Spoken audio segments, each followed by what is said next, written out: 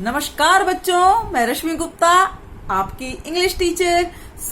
हम 10th class की worksheet 20 कर रहे हैं। तो बच्चों, ये मैं आपको पहले ही बता दूं, ये जो वर्कशीट्स हैं आपकी बहुत ही यूजफुल हैं।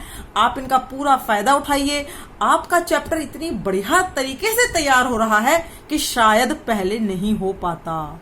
और अब हम पहली लाइन पर आ रहे हैं। अब मैं स्टार्ट कर रही हूँ video. Faith is like wifi. Faith जो है वाईफाई की तरह है, इनविजिबल है, अदृश्य है, लेकिन इसको उस पावर से, उस सुप्रीम पावर से ये हमको जोड़ देता है जिसकी आपको जरूरत है। आपका भी तो ईश्वर में विश्वास है या नहीं? बिल्कुल है। तो देखिए, पहला मैं आपको ब्रीफिंग कर रही हूँ क्योंकि मैं आपको पहले भी एक्सप्लेन किया था, इससे पहले पूरी स्टोरी बताई थी। तो जो हेल स्टॉर्म आए थे, ओले आए थे, उन्होंने पूरी फसल को बर्बाद कर दिया। लेंचो बहुत परेशान हो गया। उसने गॉड को लेटर लिखा, 100 पैसों की उसने डिमांड की। पोस्टमास्टर ने लेटर पढ़ा और उसने जो है instead of so much money he gave 70 instead of it, 50 से ज्यादा 70 दे दिए।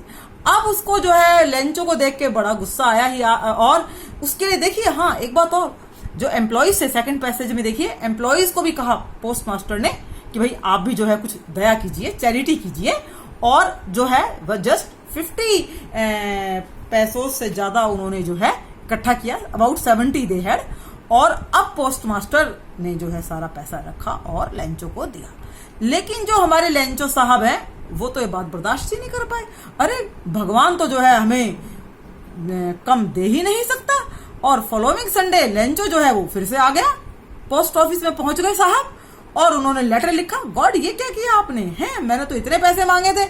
मतलब उसको इतना फेथ है गॉड पर, इतना फेथ है गॉड पर कि वो ये बात सोच ही नहीं सकता बच्चों कि जो ये पोस्ट मास्टर है, ये जो है इसने कुछ किया होगा। उसको यही है कि इसी ने ही पैसे कम भेजे हैं बच्चों, गॉड ने नहीं। देखिए कितना फेथ है।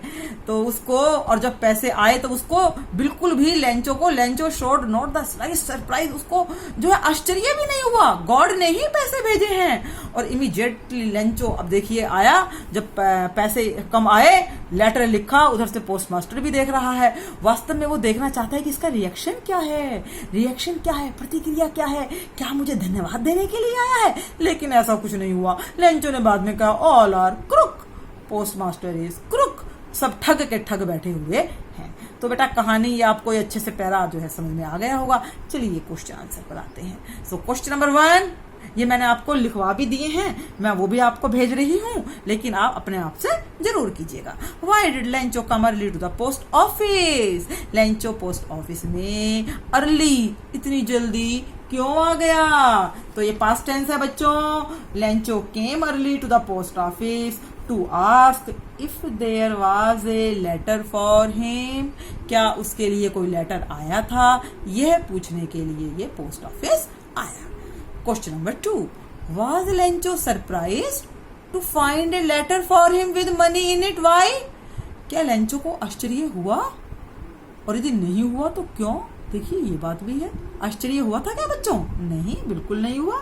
तो देखिए, Lencho was not surprised to find the letter with money because he had confidence और full faith in गॉड, भगवान में पूरा विश्वास था, भगवान पैसे जरूर भिजवाएंगे। So why was Lencho angry when he counted the money? Lencho को क्यों गुस्सा आ गया बच्चों? So he became angry because money was less, धन कम था इसलिए गुस्सा आ गया। God could not have made a mistake, भगवान ये गलती नहीं कर सकते थे। फिर से देखिए बच्चों, faith in God has come again. बच्चों यदि आपके पास ऐसे टाइप क्वेश्चन भी आ जाता है तो आप इन्हीं शॉर्ट आंसर्स को मिलाकर भी एक ऐसे टाइप क्वेश्चन लिख सकते हैं।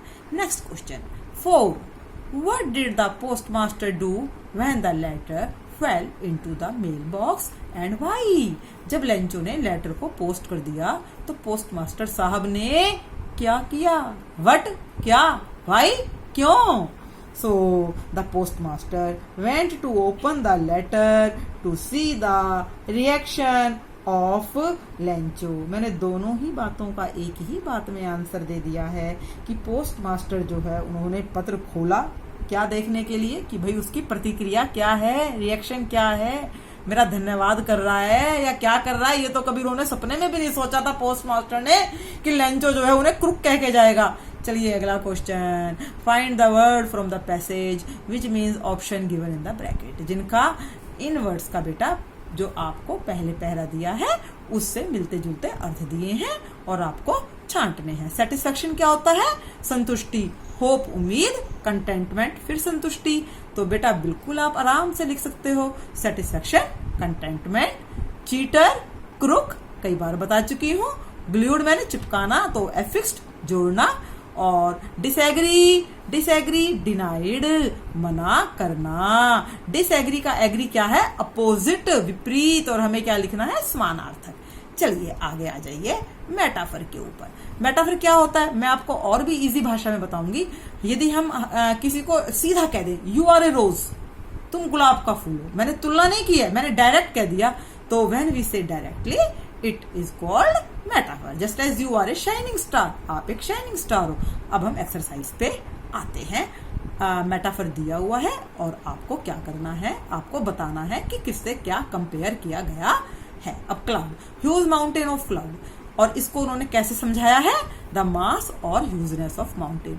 माउंटेन्स का खूब एरिया, इतना बड़ा एरिया जैसे कि क्लाउड्स के पहाड़ आ गए हों। तो अब आ गया सेकंड वर्ड आपका रेन ड्रॉप। रेन ड्रॉप को किससे कहा गया है? डायरेक्टली, जैसे कि सिक्के बरस रहे थे, न्यू कॉइन। आपको यदि वो चैप्टर की लाइन यदि याद हो, न्यू कॉइन्स वर एवरीवेयर।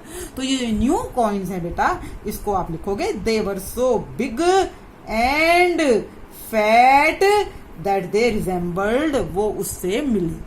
अब आगे आ जाइए हेलस्टोन। हेलस्टोन क्या होता है बेटा? ओले, ओलावृष्टि। वो कैसे थे ओले? अरे भाई वो डायरेक्ट क्या थे? जैसे सिल्वर कॉइन हो, चांदी के बड़े बड़े सिक्के आ रहे हो, या फ्रोजन पर्ल हो, या वो मोती जिन पर बर्फ लगी हुई हो। और इसको एक्सप्लेन कैसे करेंगे बेटा? The hailstones have been told directly new silver coin. एकदम से न्यू सिल्वर कॉइन से कंपेयर कर दिया है, या फ्रोजन पर्ल्स से। ठीक है, पर्ल मैंने मोती, फ्रोजन मैंने बर्फ वाले। देवर बिग एंड वाइट, बड़े थे और वाइट थे।